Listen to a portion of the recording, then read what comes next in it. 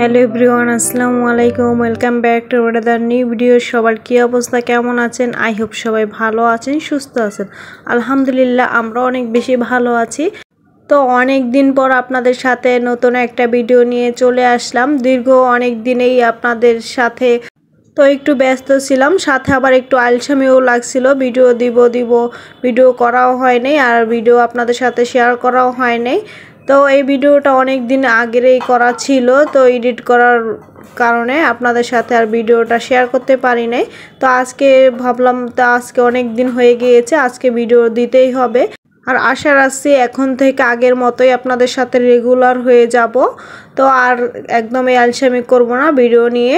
আর এরই মধ্যে অনেক বক বক করে ফেলেছি, ভিডিও নিয়ে কোনো কথাই বলিনি আপনাদের সাথে। তো এখানে কি রান্না হচ্ছে, তো ফার্স্টেই কলমি শাক ভাজি করেছি। কলমি শাকটা ভাজি করার পর এখানে হচ্ছে ডাঁটা দিয়ে, আলু দিয়ে, তারপর হচ্ছে চিংড়ি মাছ দিয়ে ঝোল করে রান্না করব। তো এটা ডাঁটা দিয়ে চিংড়ি মাছ দিয়ে ঝোল করে রান্না করলে খেতে কিন্তু অনেক বেশি মজা লাগে।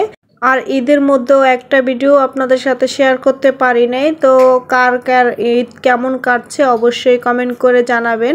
তো আমাদের ঈদও আলহামদুলিল্লাহ মোটামুটি ভালোই কাটছে। তো এখানে এর মধ্যে কিন্তু আমি ডাঁটাটা কষানোর পর ঝোল দিয়ে তারপর রান্না করে নিয়েছি, ঝোল রেখেছি, যেহেতু ঝোল করে রান্না করব তাই। এখানে হচ্ছে বড় বড় দুইটা শোল মাছ আনা হয়েছিল।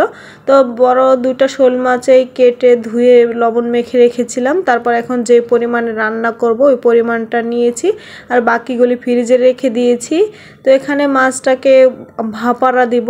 তো এখানে ভাপারা দেওয়ার জন্য পরিমাণ মতন পেঁয়াজ, তারপর দিয়েছি কয়েকটা কাঁচামরিচ পেস্ট, একটু ভাজার পর 1 টেবিল চামচ আদা রসুন বাটা দিয়েছি। তারপর দিয়েছি এখানে 2 টেবিল চামচ মরিচের গুঁড়ো, 1/2 টেবিল চামচ জিরের গুঁড়ো, 1.5 টেবিল চামচ হলুদের গুঁড়ো, স্বাদ মতন লবণ দিয়ে এবার সুন্দর করে আমি মশলাটাকে কষিয়ে নিব।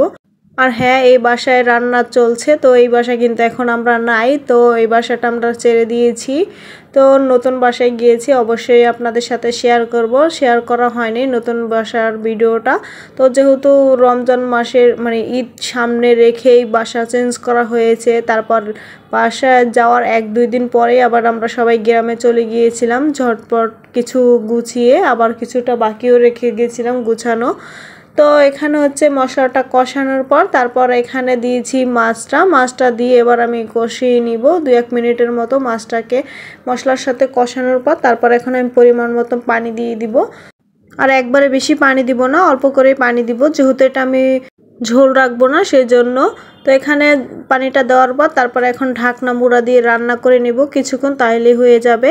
তারপর মাছ তরকারিটা হয়ে গিয়েছিল। তারপর দুপুরে রান্না কমপ্লিট করার পর এখানে হচ্ছে আর কোনো ক্যামেরা অন করা হয়নি, একদম সন্ধ্যার পরে ক্যামেরাটা অন করলাম। তো এখানে আজকে পিৎজা বানাবো সন্ধ্যায়।